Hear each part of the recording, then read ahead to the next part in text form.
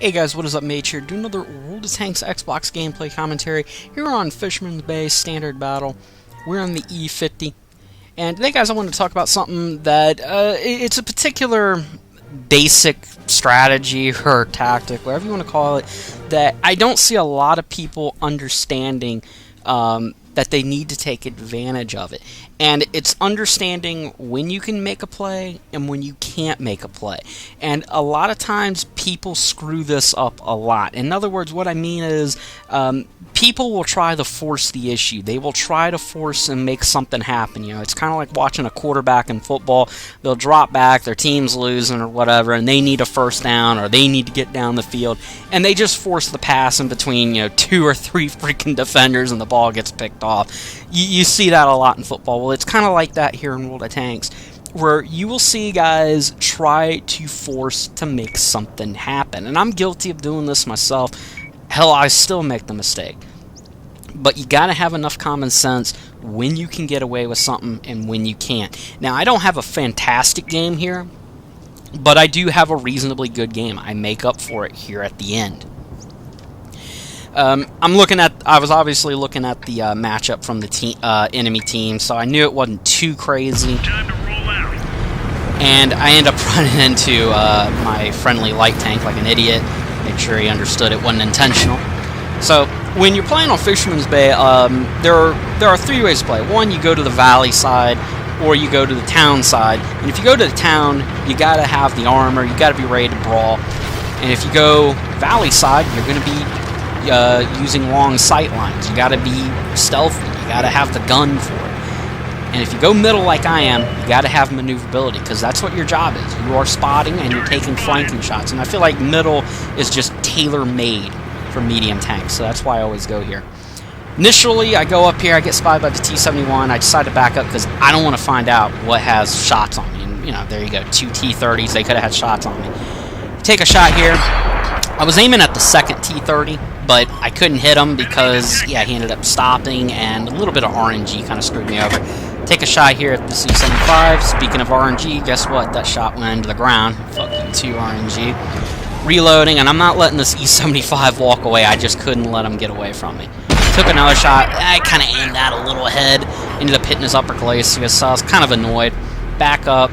Keep an eye on that Conqueror on our team, because he's going to show up later, and he's going to be a good example of why you shouldn't be trying to make plays. Hit the E-75 here, go ahead and plant a shot, and you notice something I'm doing here. I'm taking shots at people that I know can't see me or I haven't been spotted, and I'm just taking advantage of the fact nobody sees me. Now I'm spotted, I backed off. I got 2 good shots in that E-75 before he even knew I was there. Now the T-54 in the middle is what was spotting me. Or it could have been the scout. I'm sorry, the scout's on the other side, but the T-54 is what gave me away, so keep an eye on him. He has a very good game. Now, I'm coming around here. There's no play to be made there on town side. Everybody's in there. Everybody's well entrenched. T-54's in the area where I can't hit him, so I go over here and I'm saying, all right, I got to shift my gun around. Here's another T-30. He's running around. Can't get my gun down, so I move up a little bit more. Take a quick shot. Kind of risky because I am spotted, but I back off. I got my 1 shot in him. He's hurt, so I know the team can deal with him. And sometimes that's all you got to do. You don't got to finish the job. You just got to do enough for your team to help them out. So I'm backing up here. I'm looking around. Don't see nothing, but I'm checking the minimap, and I'm seeing this light tank. There's the Conqueror. He went out and he tried to force a play. I don't know what he was trying to do. I guess maybe he went after the light tank. And now this light tank is teeing off on him. T-54 puts him out of his misery, and I'm just shaking my head saying, you know, what was it thinking? So I pop up here. There we go, shot Black Prince. Not exactly proud of the fact I shot a bottom tier tank, but you know, sometimes you gotta do what you gotta do. That's the only play I can make. So I'm basically trying to make positive plays, is what I'm trying to do. I'm not trying to hurt myself, and I'm also not trying to hurt the team here. So I'm holding on to this middle. I was gonna try to creep a shot here into that T-54, but I knew that wasn't happening. We see the E-75. We're thinking maybe we can get another shot on him.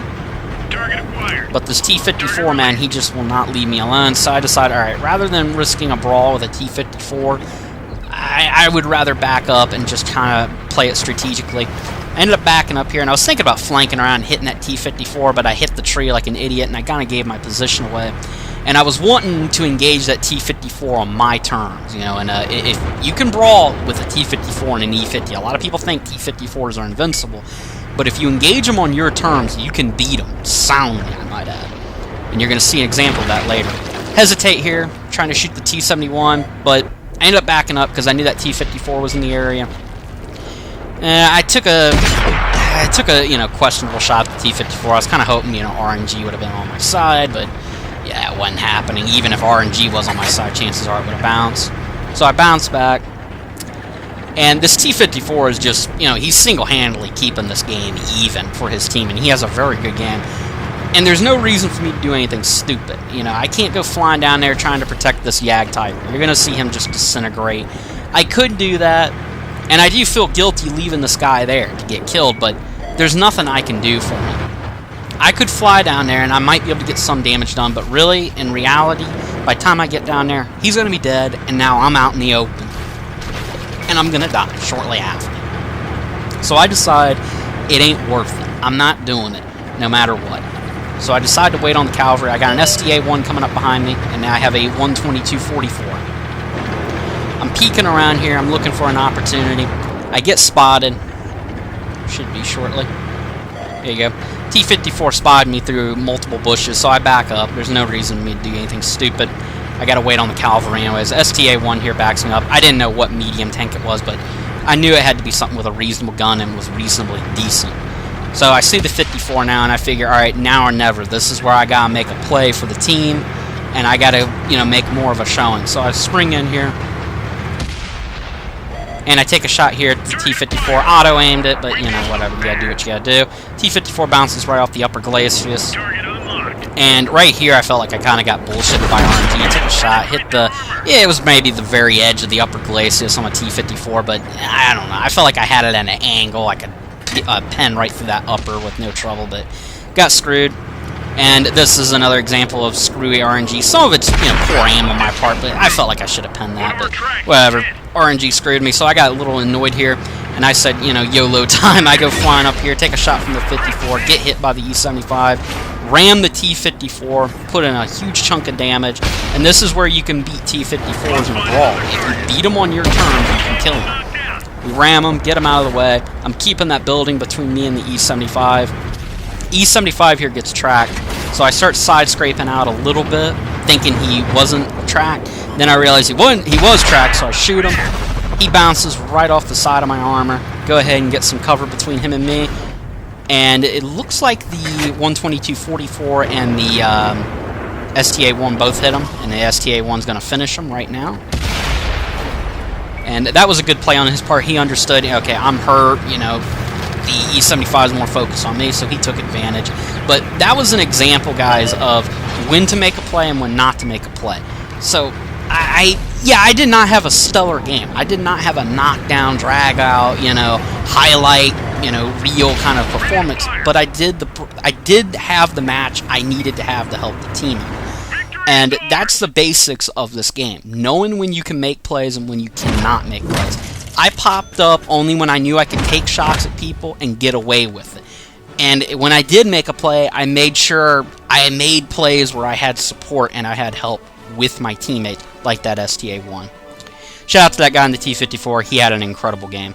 Alright, guys. I'll catch you guys later. Peace out.